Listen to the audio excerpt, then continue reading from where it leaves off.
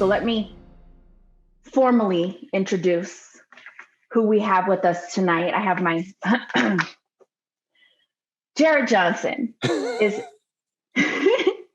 Jarrett Johnson is a Grammy Award nominated vocalist, arranger, songwriter, an industry professional whose expansive skill set has been featured with world-renowned music acts and has appeared on numerous studio recordings. Amidst vocal contracting and vocal coaching, his soulful tenor voice can be heard in a variety of mediums, which we've just witnessed. Everything from film and television to background vocals for major label recording artists. Are y'all ready? Some of Jarrett's performances. Recording in progress. Some of Jarrett's performances highlights include singing backing vocals on the Grammy Awards, NBC's The Voice, ABC's Good Morning America, and The Tonight Show with Jimmy Fallon. He also graced the stage of iconic venues, including the Apollo, the Kennedy Center, and the Lincoln Center before thousands of captivated audience members. Just so you know, some other highlights that weren't even mentioned there, he has gone on tour and will continue to as the pandemic lets up with Michael Bublé. He's toured with Take Six. He has sang with Quincy Jones, Shawn Mendes. Should we keep going? Childish Gambino, Jessie J. Just keep going. You want to keep going? We can keep and through all of that, also, I don't know if y'all saw, but if y'all watch Blackish, does anybody watch Blackish? Yeah, Jarrett was on there too. I remember that episode in the choir. He was in the choir on Blackish during Black History Month. It was a Black History Month episode. It was the Juneteenth episode. Yeah. So backing vocals, Alicia Keys. I know some of people know who Alicia Keys. Jamie Foxx, Yolanda Adams, Natalie Cole, Gladys Knight. There's more. There's so much more. Y'all don't know who you're with right now. I just want to emphasize and recognize one more time that we are in the place with this amazing songwriter, performer, and also just a great friend of mine. We grew up together in the choir, y'all. Yes, so we did. I am honored to even yes, hang out today with Mr. Jarrett Johnson. So without further ado, we want to welcome you, sir. Thank you so much for being a part of CSU Bakersfield. Thank you. Thank you so much. Our family welcomes you. All right. So I hope I covered enough of who you are and what we're doing. More than enough. Awesome. All right. So tell me a little bit about your musical journey. How did we even get to the Black National Anthem, or the Negro National Anthem that we call it? So where did that start? Where did that come from? This project started honestly as my outcry. When you're starting to hear all the names, and again, these are only a few of the countless names of just Black lives lost. You know, Ahmaud Arbery and Breonna Taylor and George Floyd. It got to a point where I was so upset that I was to tears. I'm sitting here with my wife, and I don't know what to do. And just putting up a black square or doing something that would be maybe not as safe. You know, I don't want to be part of the, people who I want to do something positive and productive. And I really felt like in these moments right now, the creative community, we are called to lend our voices, to lend our art, to lend our craft to trying to inspire hope, to try to educate. And that was what I felt compelled to do. There are a lot of people who don't even know that the song exists, and definitely don't know of its historical significance to people of color, to Black people. And so it felt very important for me and necessary for me to try to use my voice in this way. And I was kind of vacillating back and forth. I mean, I'm like, do I want to do this? Do I not want to do this? And a couple of people were like, you should do something with every voice and sing. And I'm like, yeah, I probably should. And the day that actually kind of put me over the top, I was speaking to a very good friend of mine. Her name is Sandy Patty. She's an incredibly gifted and amazing Christian artist that I've been blessed to work with quite a bit. And she was like, Jarrett, I need to hear your voice. on this song. She's like, this song, and for those of you who don't know, she's a Caucasian artist, and she goes to a church that is predominantly Caucasian. And she says to me, this song is nowhere found in our hymns. This song is never brought up too much in the churches that I, participate in. And so it just felt like it was absolutely necessary. And so she expected me to do some sort of, get on a voice memo or some sort of, thing like that. And I ended up, I wanted to produce it. It deserved that much. This song is a song where if you're in the Black community, you stand. This song has that kind of reverence. It's a 115-year-old song, so it deserves that type of reverence, in my opinion. And so I felt like if I was going to do anything with this, it needed to be done with excellence. And so I started working out some ideas and thought I had a completed song. And the guy who's going to actually mix it for me, his name is Tony Huerta. He is the sound man for Take 6. He's like, this is really nice. It's a nice arrangement, but you need Vin on this. You need Alvin Chia. And for those of you who don't know, Take 6 is an incredibly, an iconic a cappella group, a vocal group for the last 36 odd plus years. They've won themselves about 10 Grammys just themselves. And thankfully, I have a relationship with them. I called Alvin, and he was already super busy doing so many different virtual choir videos, like we both were doing at the height of the pandemic, and all that stuff was going on.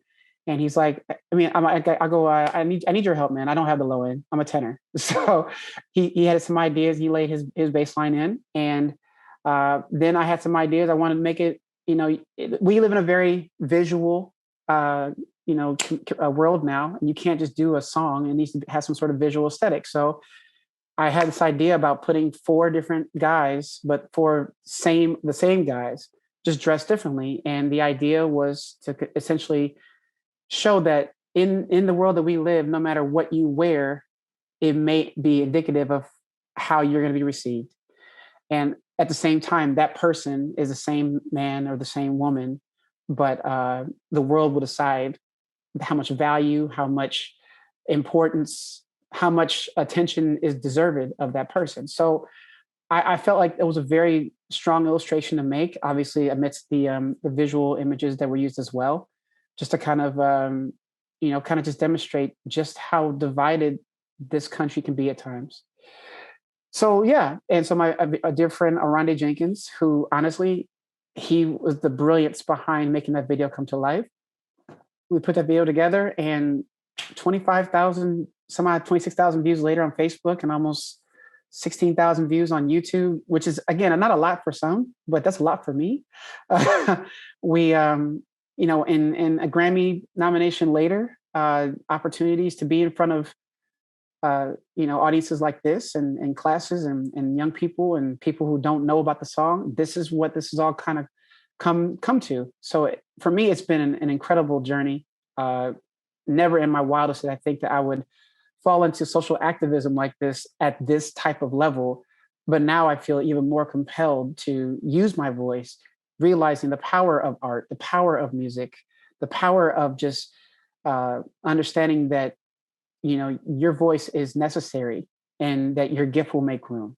And so that's kind of the impetus of it all for me in this particular song. And growing up, and Bree will attest to this, we sang this song every Sunday during Black History Month in Mount Pisgah Missionary Baptist Church in Bloomington, Illinois, where the Reverend Frank L. McSwain Sr., may rest in peace, led us. So that was just a thing that really did, it stirs in me still, the song and just what it means to us. And I wanted to make sure that as many people who can get the opportunity to be exposed to it and understand its importance and relevance more now than ever.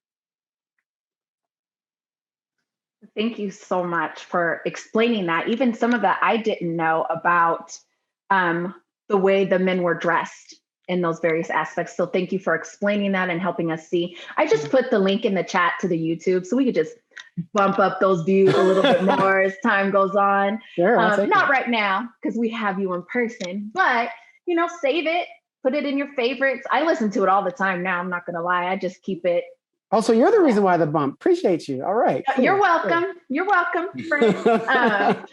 Yeah, so I do, because even today, recently, we played it at a different event and I started crying.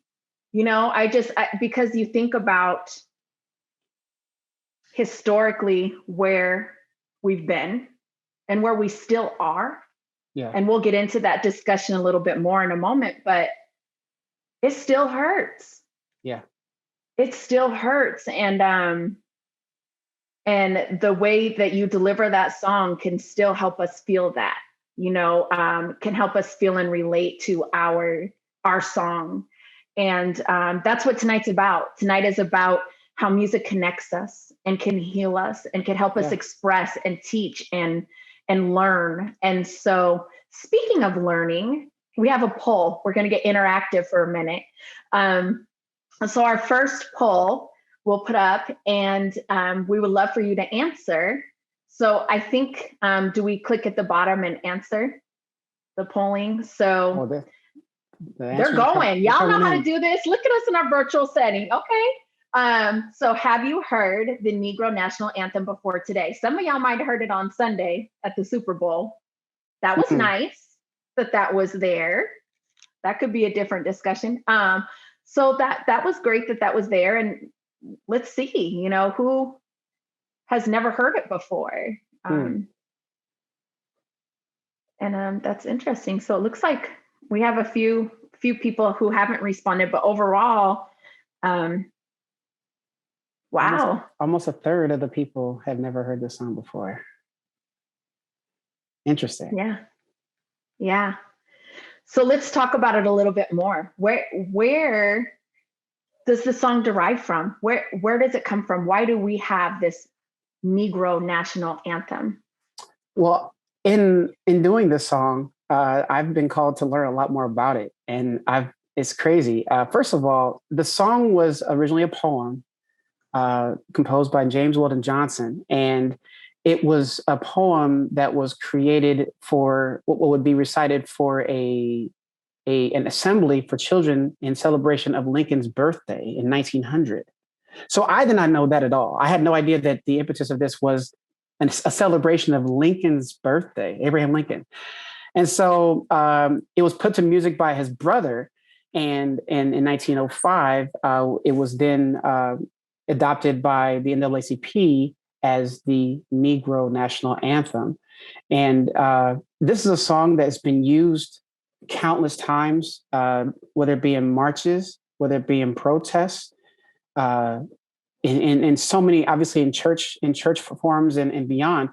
It's been used as an outcry to try to just believe that hope is still on the other side of all of this, and ultimately it's a song that I know a lot of people wonder, why do you all have a song? Why don't you just sing our song and that kind of thing? It's an interesting discussion topic that has been raised as well. The idea that this song belongs to, or this other song doesn't belong to. And the truth of the matter is that in my opinion, this song, and actually I had a very interesting conversation. So let me backtrack. I learned a lot about this even more from speaking to Congressman James Clyburn, who is currently who's putting a bill before the floor to make the song the country's national hymn. And for those of you who don't know, we've never had a national hymn, although there have been a couple of different times there's been a motion to put it before the floor, and they've never passed. But and one of the songs in particular that were submitted to be the national hymn was "America the Beautiful." For whatever reason, I don't know why it was not passed. But I asked the congressman, because I had a conversation with him via Zoom a couple weeks ago, and I want to support his efforts because I believe that this song, albeit I believe it is inherently belongs to Black people, I believe it is crucial for people who don't look like us to A, know of its importance, B, that it would speak to the lack of acknowledgement to the Black contribution to this country's history. So it's always interesting to me when I hear, the term Black History Month, and then even learning about the history of Black History Month, and that it was a week before, and then it ended up turning into a month later. The idea that Black history is not American history. There are so many pieces of Black history that I didn't even know about growing up, because the books were very quick to either delete or to completely just overlook it. And so it's just interesting to me how this whole song, it plays a greater role than anybody could probably ever imagine, especially if you are not a member of the Black community.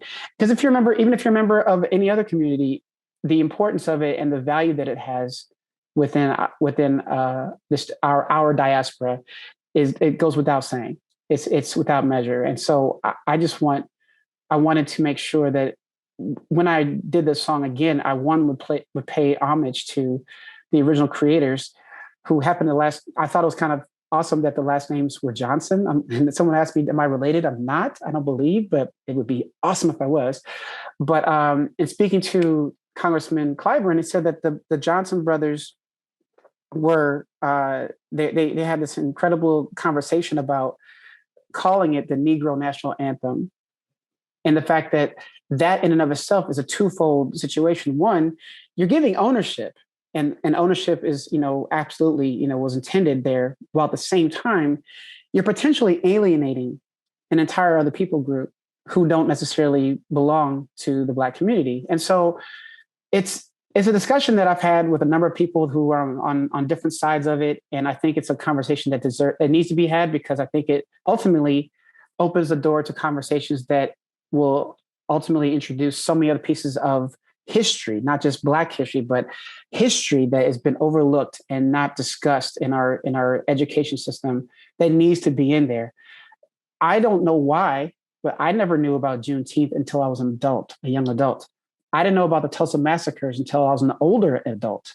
These are just two examples of history that played a huge role in the fabric of this country. And so the idea that those very big, those very huge circumstances and events that took place not being discussed in high school is kind of crazy to me. And so, if nothing else, introducing this song and make as a potentially as a national hymn for a lot of people, again, it's the idea that maybe it will not be treated with the value and the appreciation that it deserves, while at the same time, maybe it also opens up an opportunity for greater discussion of contributions outside of what we already know. Thank you. And let's talk about it. Let's take a second. I want to provide an opportunity for the chat room right now, if people have some comments, or maybe we could even take some hands. Before we're about to talk about church in a minute. We're about to go there, and I saw some people from Mount Pisgah up in here. So yes, sir. It's a family. Yes. So we're about to talk about church, but before we go there, we have another poll. We have another poll that we could participate in, and let's see. Can we do the next one? Let's see. Yes, there we go. So what do you think? Does this song solely belong to the Black community or all people? Let's have some people vote. Let's see. And then let's have the conversation. Let's talk about it. Why do you feel that way? What are you thinking? Let's talk about what it stands for you and what you're thinking about. I'll give you some time on that one. Some people need to think about it for a minute, and that's okay. This is when the Jeopardy music would be playing. Right. Go ahead. Sing some, Jarrett. Sing some, Jarrett. Dun, dun, dun, dun. I don't know. Is that trademark? Can we use that? I don't even know what that means. It's being recorded. Maybe not. Look at this. It's almost split. People are thinking maybe, maybe not. And we would love to hear from you. So we want to be able to present a few minutes of just conversation before we get into absolutely talking about church a little bit, but just to hear, our perspectives and ideas on what this song means to us. And, should this be, so when we're asking solely belong to community or all people, if it's a national hymn, then that's for everybody. That's an everybody song. And that's where the discussion of, ownership. And I think Yeah. it's just an interesting discussion, the idea of ownership. And in my mind, it's like this. I don't believe bestowing a title to it, the national hymn, either negates ownership or even transfers ownership. In fact, in my mind, I believe that the ownership of it is still very much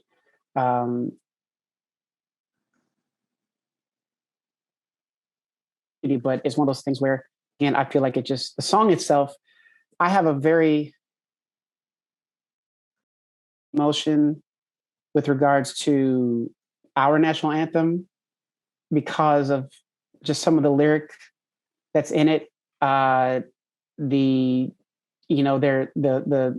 author of the national anthem, I have my own personal feelings about it. But I will say this is that this song, to me, albeit it speaks to a very explicit and very definitive people group, at the same time, I believe the theme is a much more unifying theme from first stanza to the end of the last stanza than maybe some other songs. And in my mind, again, it's, and the one thing that people, I think, always also want to have an issue with, they'll take offense to it because they're thinking it's going to be a replacement of the national anthem, and that's never been the case, and that never will be the case. That's the thing that I think people need to be careful to not get caught up in all the semantics of that. Right. So did anyone, I looked in the chat, I didn't see anyone put any comments. Did anyone want to mention or talk about it one way or the other before we move on to the next part? Darius, go for it. Hey, Brother Riggins, how you doing? All right. I'm doing good. Good to see everybody's faces and stuff. Just to let you know, Bree, my chat is disabled, so I'm unable to put anything in there. I don't know if that's what everybody else is experiencing or not, but my chat is disabled. Thank you for letting us know. All right. What I wanted to say was, I think what's happening with that question is what we would interpret with that word belong. Because from my perspective, I wouldn't say that it belongs uniquely to African Americans, but we have to recognize that it was written out of the experience of an African American. I mean, there are certain, Brother Johnson, your renditions is fantastic. Thank you so much. But notice that, and hopefully maybe you could take on a bigger project and incorporate the other two stanzas because they have certain words and lyrics that speak to the African experience, such as through the blood of the slaughtered. We're talking about an experience that a group of people have went through as a result of being brought to this country against their will. So from that perspective, you cannot deny where it's coming from, who wrote it, why it was written, the importance and the impact of it as it relates to the African American community. But yet it is shared to the world and to this nation, and the interpretation of it now takes on a variety of perspectives. It can be used to teach, it could be used to motivate, it could be used to show where we came from and where we are now, and who we put our trust in. Focusing on that third stanza when it becomes very, very spiritual in nature with regards to the relationship we have with God. So when you take all that into consideration, it becomes much more of a significant piece to the people from which it was written from and who it was written for, but yet can also serve as a gift unto the world and to the nation. Absolutely. First of all, thank you. Pleasure to meet you, Darius, and thank you so much. And I guess for me, my reply to that was essentially this: is that the idea of ownership is not as important as the idea of educate is not as important to me as the opportunity to educate with the importance of this song. I know that there's also been conversations amongst my own group of people that, okay, if we're going to have this be acknowledged as a national anthem, what about other whether it be Latino Americans, Native Americans, and the like. And honestly, I'm not saying that any of these things are any more important or less important, but I do believe that it's very necessary to acknowledge that history needs to be told in all, all the scars of this country, all of the good, all of the bad. Yes, be proud of who you are and where you're from, while at the same time acknowledge every single piece of it. And this, in my mind, is an opportunity to acknowledge a very necessary part of the fiber, again, the fabric of this country. And if we don't, it's just, I believe we're continuing just to live in ignorance. Or I think I read this proverb about, you can't wake someone who's pretending to be asleep. For those who believe that, everything's all hunky dory and that racism and the social injustices that are taking place right now are not a real thing, I mean, then that's completely your call. I mean, that's up to you. But at the same time, for me, I cannot understand how that's even possible. So I feel like this song is an opportunity to educate. Ownership is going to be, people are going to have the perception of ownership and who it belongs to. But at the end of the day, for me, it's about having an opportunity to share the value of this song to people who don't know anything about it. I mean, there were a third in this very small sample group. A third of people never heard the song before, which means a third of people probably don't know a lot of other things that probably are necessary pieces of information to know if you're looking at the totality of history. So that's yes. That statement is so powerful, Jarrett, just what you said right there.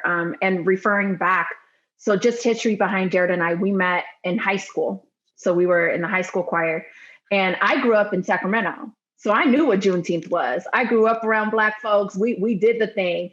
Then, Bloomington, Illinois, that was 1, 2, 3, 4, 5 of us once in a while around then, right. And our church taught us and helped us, and we learned through that. But a lot of events, and things like that, we missed out on. And besides that, and this brings back to the idea, sorry, teacher ed and me, I just got to take it there for a minute. Ethnic studies, finally, thank you. But to think about, if we grew up, all of us grew up understanding, learning, what if we saw that poem in a history book?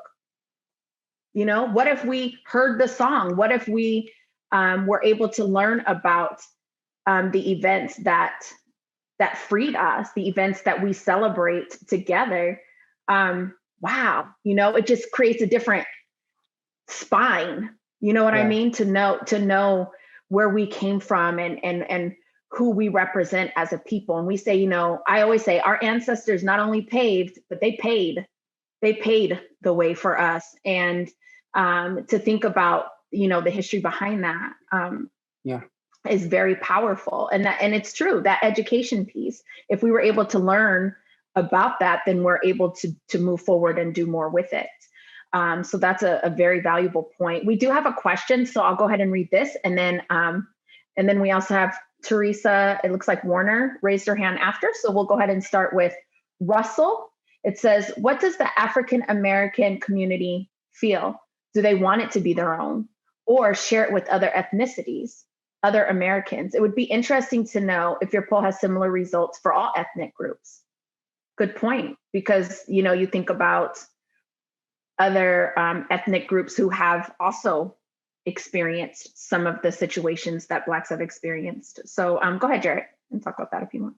I mean, in my mind, I think this question is going to probably have a very similar answer as a lot of other questions, which is the African American community is not a monolith. I have my opinions that are going to definitely be juxtaposed to some other people's opinions. Sharing and the idea, do we want to be their own? I mean, I believe that there's definitely ownership and a sense of pride that comes with this, that, that again, I think it will always be inherently the Negro national anthem, while at the same time, again, I don't have an issue with giving it another title to pair it with that title. And the idea that so much of what we're dealing with right now, I think it's about the idea of being educated and being open to the idea that it's really necessary that people don't make it such a black and white, such a such a situation where, right or wrong or left and right, conversation. There's so many different shades of gray. And again, I mean, I can't speak for, not one person on this Zoom call can speak for the Black community. It's impossible to do. I can only speak for myself as a member of the Black community and my experience, and say that for me, it is of the utmost importance that people understand. Because with greater understanding, I believe, comes potentially greater unifying and greater compassion. Because so many people don't know half the stuff that's going on or has happened. It's hard to be empathetic when you're not aware, And so that's where I guess I want to try to speak to that piece, is that I believe there's hope in if you have the desire to gain understanding of someone who's not like you.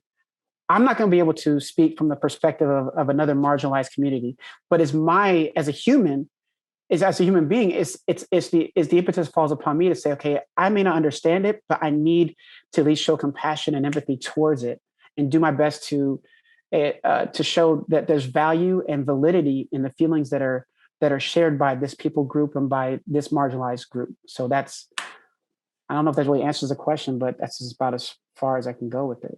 Yeah, and it actually, in a second, we'll let Gwendolyn Perkins had a comment similar to what you're saying, so we can connect with that. But let's go ahead and let Teresa had their hand up. So if you can go ahead and speak, please. You gotta unmute yourself, Mom. If you are indeed the Teresa, I think you are. Or is she able to unmute herself, or maybe not? There we are. Hello. Hello, Jarrett. Hello, Ms. Warner. How are you? I've known this guy since like second grade. He's my other son. I would just like to say, I learned about this song sitting on my dad's knee growing up in Chicago. I was a little kid, and he sang it to me for the first time and told me that it was the Negro National Anthem. I didn't know all the history behind it, how it was originally supposed to be a poem to celebrate Abraham Lincoln's birthday, and then it was turned into a song. I didn't know all of that until later.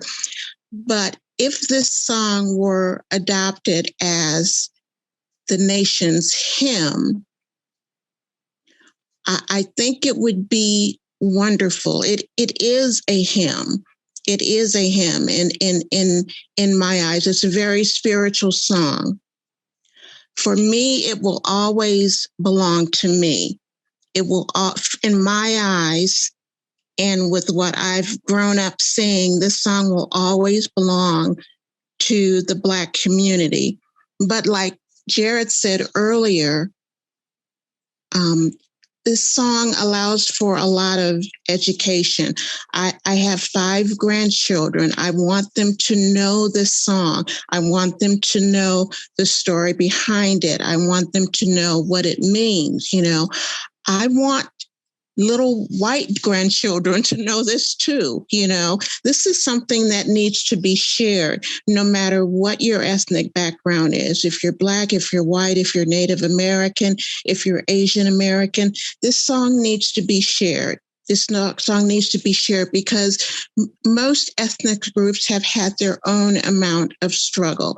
Maybe we've had a little bit more than others, but a lot of ethnic groups have had their own amount of struggle. And I would love to see this song be shared as a national hymn. But for me personally, I think it will always be known as a song that belongs with the Black community. That's all. Thank you so much for sharing, and thank you for joining us. Are you in Illinois? No, right now I'm in St. Louis. I left Illinois, moved to Atlanta, and now I'm in St. Louis. All right, Midwest representing. Thank you. Hello, Jarrett. Love and miss you, Mom. Take care of yourself. Good to hear your voice. Take care. Thank you so much for participating. Times like this, we're so grateful for virtual opportunities because, Yes. of course, Yeah. we would have had Jarrett here with us in person, face to face, but how nice to be able to share this with our families Yes, it is. across the country. Thank you for you. providing this opportunity. Thank you Absolutely. for providing this opportunity. Absolutely. Thank you. All right. So in the chat, we had Gwendolyn saying, I believe this song belongs to the Black community. I see it kind of like works of art. A piece of art might belong to the artist or buyer, but once on display, the beauty of the piece of art can be shared with the world. So similar to what Teresa was just saying. It can be inspiring and uplifting to all who look at it. It can be appreciated by those it's shared with. Others can acknowledge the beauty while understanding it doesn't belong to them directly, but they can support it and enjoy it. First of all, that's my family as well. Everybody's dropping bombs tonight. I love it. I don't know if I don't know if I've ever heard that articulated in such. I'm stealing that, cousin. I don't know if I've ever heard that particular point articulated better. I mean, I think there's absolutely so much just validity in that point made. I mean, yes, just like a piece of art. Like once it's out into the world, people are going to do what they want to do with it. My prayer, my hope is that it would be treated with the reverence and the respect that we have it, that we hold it with. But ultimately, it's going to be someone else's choice. But yeah, it's a work of art. Absolutely, it's valued by the beholder, in whatever way they desire. But I love the way that she broke that down. Thank you for that. Thank you. And so we have a few comments from students, and I know of these students, so thank you so much for joining us. So the first one is from Kim Cepeda. This reminds me of this recent quote from a book I'm reading. New experiences may grant us unsuspected encounters with significances that we did not know before. If we are never encountering those different perspectives, then we might not know how important and impactful it may be. Beautifully said. That's my grad assistant, y'all. All right. That was fantastic. Yeah. My gosh. Yeah. Beautifully said. And then next we have Caitlin Livingston. Speaking about it in a purely educational way, I believe that it should be everyone's song, but overall it belongs to the Black community because they understand it better than I or other people who are not Black. I feel that if we all claimed it as our own in terms of who it belongs to, in a non-educational way, the meaning behind the song will get lost. And once it gets lost, we will possibly lose the history of it. Very well said. I love it. Yeah, I absolutely concur. Yeah. And then Russell agreed with the statements above. So thank you very much for those comments and the discussion about the Negro National Anthem. So then next, we wanted to talk a little bit before time runs out. We don't have much time left. Oh my goodness. Just about church, about music and what it does for our souls as a Black community. So I don't know if you want to if you've thought about that or if you wanted to share any piece of that. Well, absolutely. I mean, as you know, and as so many people probably in this room can share a similar experience, that music, my mother, I believe, is in the room right now. So hi, Mom. She always jokes with the fact that I was singing before I could speak, and music has always been a part of my life. They were introducing it. My parents introduced it super early, and I loved it from the moment I think I heard it. And so, yeah, the way that music can penetrate the coldest dead heart, the way it can change someone's mood from one thing to another. I mean, I've been on a stage and looked into the audience or the congregation or what have you, and I've seen someone be completely brought to tears, grab the loved one next to them. You could just see the weight of the world fall off of them almost instantly when they hear that song, or they just remember where the first time they heard it. That's the power of music in a church form, in an arena form, in a jazz club situation. It doesn't matter. You could be in your car and the song that you are listening to, praise and worship, or that love song or what have you. And all of a sudden you are fully in that moment because it's such a visceral connection that you would have with it. And that's the beautiful part about it as well. I've had the chance to sing in front of audiences that don't speak a lick of English. Japan. I'm in Japan singing songs, And you're watching people, the only English they know are those lyrics. Do they know what they mean? I don't know. But they are moved by it in such a way that you would never imagine. And they don't even know, but they know that the feeling that's coming through in those chords and those notes and those words, it's such a real and very tangible thing that they're experiencing. So yeah, I'm of the mind that, I mean, I have the best job ever. I always say that when people ask me, like, what do you love the best about your job? It's the instant gratification that I get. I get to instantly see someone else's life impacted. I get to instantly see someone else's day change potentially. That's what we get as creatives, as artists, as musicians. You get to know that your work is going to make a difference. Absolutely. Especially, I mean, again, this song, this whole idea it budded from the idea of a social media post. And look at where it's gone now. A Grammy nominated arrangement, and to be amongst names that have won in the past and that are nominated right now. I now understand what it means when they say it's an honor to be nominated, because you really understand just how much your music community, what it takes to, first of all, secure a nomination, and the amount of appreciation that your community is giving you when they do. Absolutely. So I'm going to ask you a question, but before I do, I would love to hear from everyone else too. In the chat, put that one song. What's that song that feel good? Oh, like no matter where you are or what you're doing, when you put that song on, like I have playlists, for like different feelings in my life. we got the workout playlist, we got the everything's gonna be okay playlist, we got the help me Jesus playlist. So what's that one song? Put them in the chat. Let's see what y'all have. And I want to hear from Jarrett too. I'll tell you mine first. I'm gonna go first. Right. So Mary J. Blige, Just Fine. That song where I'm not gonna sing it, but when she says, yes, no matter what, right? No matter what, when that comes on, even my kids, when they see me upset, they're like, just put this song on. And it completely changes my mood, because like you said, it could just lift you up, take that off. So so we'll keep looking in the chat. What's yours, Jarrett? What's a song that gets you no matter what? I'm sure there are tons, but lightning thought. Stevie Wonder, Overjoyed. Yes. Yeah. Stevie Wonder, Overjoyed. I mean, Stevie probably I could play 1,000 Stevie songs that he's written and be like, yeah, that's it. But Overjoyed pops in my brain first. So yeah.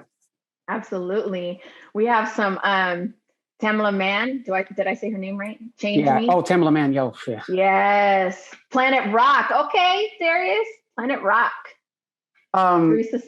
For those, I see a change is going to come. I've been very blessed to be a part of an amazing group called. I sing with a choir called Tonality, and it's an incredible, very diverse group of singers. A choir that here in Los Angeles based. This amazing, incredibly gifted young arranger by the name of Tahila Alfonso. She did a version of A Change is Going to Come that's going to be coming out on Friday. And for those of you, if you want to follow me on the socials, I'll be posting it on mine as well. Instagram is at Jarrett A.M. Johnson.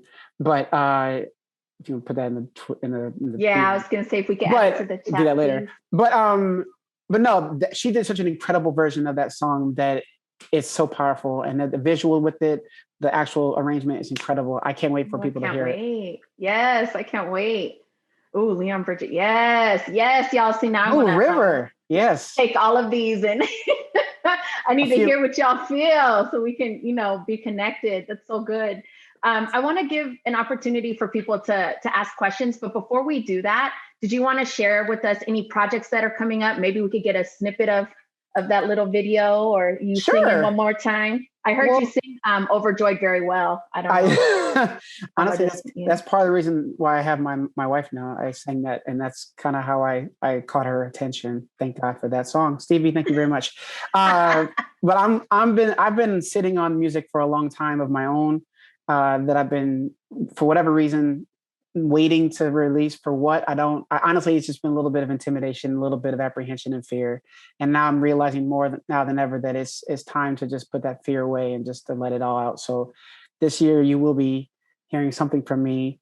And actually the first song will probably be the song that I believe Emily probably has queued up right now. It's a song that was written written for and inspired by my wife, Andrea Denise Johnson. It's entitled "My Something Better," and the song is essentially to speak to. It was inspired by a conversation that was being had when we first got to Los Angeles. I heard younger guys saying, "Yeah, that girl's great, or that person, that guy is great, but you might want to wait for something better to come around." And the idea was, and the idea of trying to convince someone to wait for something better when that something better could be right in front of you, And so I wanted to make sure that when I wrote the song, I wanted to make sure that I articulated that to my wife as like, you are my something better. There is not anything coming after you. And so that's kind of what the inspiration of the song was. Beautiful. Can we just get like a little minute of it? Can we get a little? Yeah, just a little bit of it. Sure, why not? This is a live version right before the world closed down.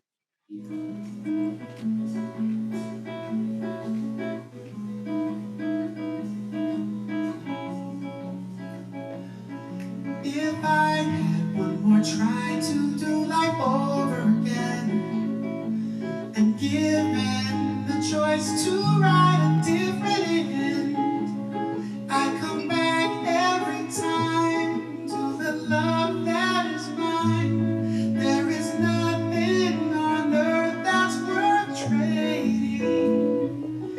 If you look in my eyes, I'm beyond satisfied. You're my something better.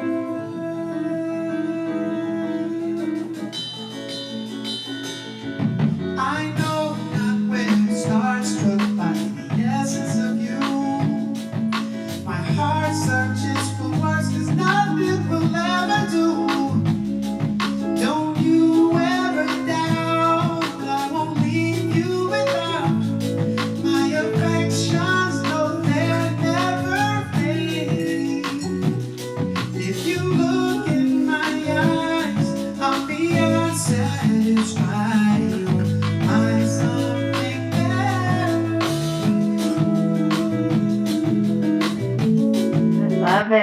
I love it. That's a teaser. Now we got to follow you, like you, subscribe, click, buy, all the things, Jarrett. That was beautiful. So beautiful. And even when I was hearing, I'm like, yes, like I could feel it. I said, I'm gonna play that on Valentine's Day. I was very grateful that we were able to do that show. That happened on March 10th last year, right before the world shut down. And it was like literally the last show that took place at the Standard in Los Angeles that sadly shut down just a few weeks ago. So can't believe I was the last thing that they saw. So it's crazy, but I'm going to release some of that live footage and hopefully have something exciting to share with everybody sometime very soon. But yeah, I believe that there's so much more for me to do. And I want to continue just to inspire hope. I want my art to be a place where people will come to feel alive, to feel revitalized, to get healing, to receive, to hear a good story. That's kind of where I want to. That's my niche, if you will. So that's where I want to kind of live. Yes. It'd be great. We love it, and I'm sure you've gained some new supporters tonight. and your family. Hi, Gloria. Hey, Mama. And we're so happy to have you with us. So we have a few minutes. And if anyone has a question for Jarrett before we close out tonight, please ask. Any students that are out there, if you have something that you would like to ask, please do. Now is the time. We could do raised hands, or you can also put it in the chat. So we'll just give you a moment to think about that and to also put something in there. Yes, Teresa already said she looks forward to hearing your music, son. Yes, we love it. Thank you so much, mamas. We need the mamas. Thank you for your support and helping us. Ooh, Kimberly. Kim said, "What is your life quote?" Oh, my life quote? Well, it's a scripture. It's just James 1:2. Count it all joy. That would be my life quote. It's to keep it that simple. Everything that's going to come my way is going to be a part of my story, and to count it all joy moving forward, no matter what. Yes. Anybody else? Other questions? Afaf put the Black History Month website in there. And they've also put Jarrett's social media information in the chat. So slide through there, look at that. I'll also post the song one more time, the YouTube Negro National Anthem done by Jarrett. Oh, here was another question. What sparked your love for music? My mom, who's on tonight, my mom and my dad both, they just raised me with the good stuff. It was so much of, from the Doobie Brothers to Quincy Jones, to the Brothers Johnson, to the OJs, Earth, Wind and Fire. That's where all of that kind of came from me. Yes. I love it, because I'm thinking like when we're cleaning the house, like the weekend. Oh yeah. All that playing. Are you going to do more tracks with Alvin? What's the last name? Chia of 6'6" from Tony. Yeah, I'm sure I'll be doing more. Thank you so much for asking that question, Tony Huerta. There's going to be more for sure coming. I found, and I guess a little side story real quick. Alvin, who's my co-creator on Lift Every Voice and Sing, again, a part of this group that in my mind is the best vocal group out there. They've been doing it at the highest level for, again, over 3 decades. And if you would have told me, Tony Huerta actually is their sound man. And if you had told me that he would introduce me to Alvin, and then fast forward 4 or 5 years later, Alvin becomes my mentor, and 10 years later, he's easily probably one of the most kind-hearted, most amazing mentors / best friends, brothers, prayer partners I could ever hope to have. I'm blessed beyond measure for that, man. That's beautiful. Paths cross, and so much can happen from that, right? Yeah. Who would have thought that we would both be living in Southern California? Well, I knew you would, because you're from here. So, I just Cali in my heart. I followed you back here. I followed you. Yes, Caitlin said, what is one piece of advice you would give to everyone during this pandemic? Find your release. Yes. Whatever that is, however you can safely do that. Get out of the house if you can. I know I say that from a place of privilege, living in Southern California. I get to go outside and enjoy, the fresh, semi-fresh air, and safely do things. But whatever your release is, whether it's listening to music, whether it's watching a movie, whether it's working out, whatever it is you can find to do, find whatever that thing is to help you maintain the very necessary mental health that we all need to keep in check right now. It's very hard right now, and don't be. And I think the other thing I would say, don't be afraid to ask for help right now. Whether it be with your emotional state, mental state, financial state. These are all the things right now where everybody's going through something, and I think humility is a thing that people probably should really embrace right now, because everybody's going through it. And so I would encourage people to just do that. Especially in the Black community. Yes, absolutely. And that connects to our Black History Month calendar. So last night we actually talked about mental health. Yeah. And then Afaf posted for this week, Black Girls Breathing. It's a workshop on Friday. So we have events that are focusing on some of this advice that you just gave to be able to breathe and to release and to find our humility to be okay and to ask the questions and ask for help. So thank you for that. So that being said, we are right at 7:30. That's the teacher in me. I think I know how to get that minute down. Well played, Doctor. Well played, Doctor. I appreciate that. Well played. I can't thank you enough, Jarrett, my friend, longtime friend. Thank you so much for even dedicating your heart and your time to share your gift with the world. We need that, and music heals and music helps. And thank you for using your talents and your love and your spirit and your joy to be able to help so many other people and to allow us to celebrate with you. I look forward to singing your songs and playing those on repeat. And again, if everyone could follow Jarrett's social media, let's continue to uplift our brother. We're already claiming that he wins the Grammy. We're going to go ahead and put that out there. March 14th, everybody. If you want to check it out, our award will not be featured during the actual live telecast. You'd have to catch it on Grammy.com, where they'll be doing some sort of virtual thing in there anyways. But on March 14th, I believe it'll start at noon Pacific, so 3 Eastern on Grammy.com. All right. And if I could really quickly say thank you to thank you to the CSUB, to each and every one of you that I got a chance to meet today. Obviously, Bree, I love you, my sis, Emily, Afaf, Christian, and every single person who was so integral in making this thing happen tonight. Thank you for inviting me to be a part. It means so much. And I don't take these opportunities lightly. It means so much. Thank you so much. Thank you.